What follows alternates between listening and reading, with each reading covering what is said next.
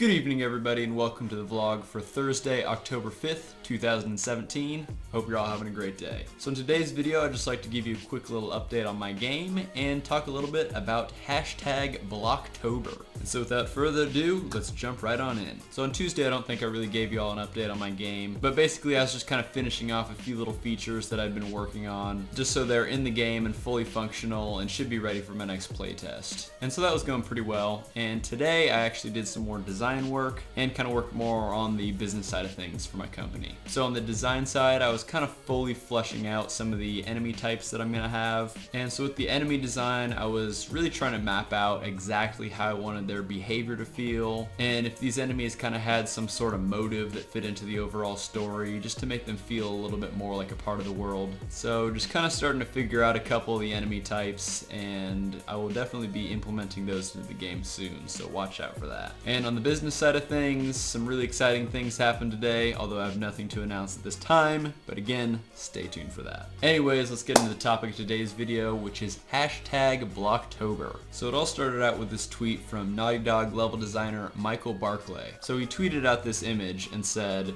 "What's up, level designers? Level blockouts are art.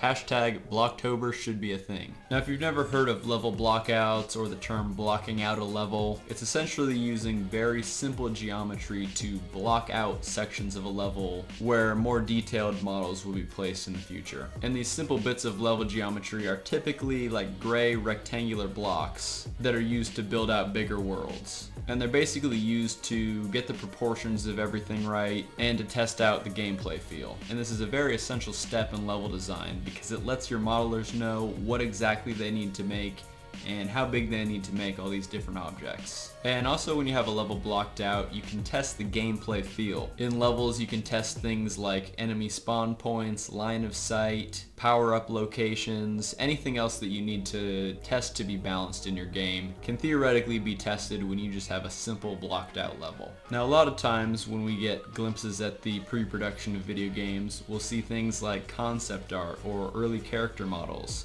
but we typically don't get to see blocked out levels like this. But it sounds like this whole hashtag blocktober is trying to change that. And basically that tweet from Michael Barclay spawned a whole hashtag where level designers from across the industry were showing off their blocked out level designs. And for now, I'll put up a few ones that I found cool on the screen, but if you find these interesting at all, definitely go check out the hashtag for the full list of blocked out levels from game designers across the industry. And there's a ton of blocked out levels from the games across the Uncharted series,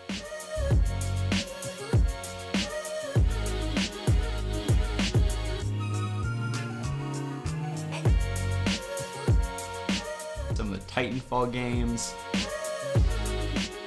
Battlefield 1, Killzone, Homefront, and there's even this really cool animated GIF from a Devil May Cry game that features some sort of like dynamic architecture where basically the player's running through the level and, you know, like the walls are collapsing in and the floor is falling out and things are popping out left and right. And as you can see, there's almost no art in the game at this stage at all, but it's really to test out that gameplay feel and to make sure it feels fun. Now, in my game, I'm very much in the blocking out stages of my game. However, my game's a little bit different in that it's procedurally generated, but I can still block things out and use simple geometry just to kind of get an idea of how things might look once I have the final art in. So this is more just to get the proportions right and everything like that. But as you can see, my player ship is literally just a couple different rectangles of different colors, and the whole asteroid field is literally just a bunch of brown spheres. And even the background I may or may not have pulled off of Google Images. But again, this is just to get the feel of everything, so that's all good for now. And another little hashtag blocktober bonus that I'll give you is part of my procedural generation script. I wanted to make something where I could kind of visualize where things were gonna go without actually spawning some geometry. Now, my whole map is on a grid, which is actually a 4-dimensional array, which is a 2-dimensional grid of 2-dimensional grids. So basically you have 4x4 main grids, which each are like 170 width by 130 height of individual little blocks. And I've kind of talked about this before, but essentially little rooms are generated, and then where all the walls are, then that's where asteroids can be spawned. So I've got this script that does that all and then draws it to the screen in the form of what are called gizmos. And gizmos are just like little lightweight bits of geometry that you can use to kind of get an idea of where things might go. But they're only shown in the editor view. They're not shown in the actual play mode of your game. So basically they're just like a good little debugging tool. And so you can see here that the white areas are areas that the players can fly. The black areas are where the program blocked out where the walls should go. And then those cyan little rings are basically where asteroids will be spawned. So anyways, that's a cool little look in the behind the scenes of my game and a few of the other mainstream games in the industry. Again, check out the hashtag blocktober if you're interested in that. I found a lot of really cool things on there, and I think you guys might too. But anyways, that's about all I got for you guys today. If you enjoyed this video, please give it a like. And if you'd like to see more videos like this, please consider subscribing to the channel if you haven't done so already. And let me know some of your favorite moments from hashtag blocktober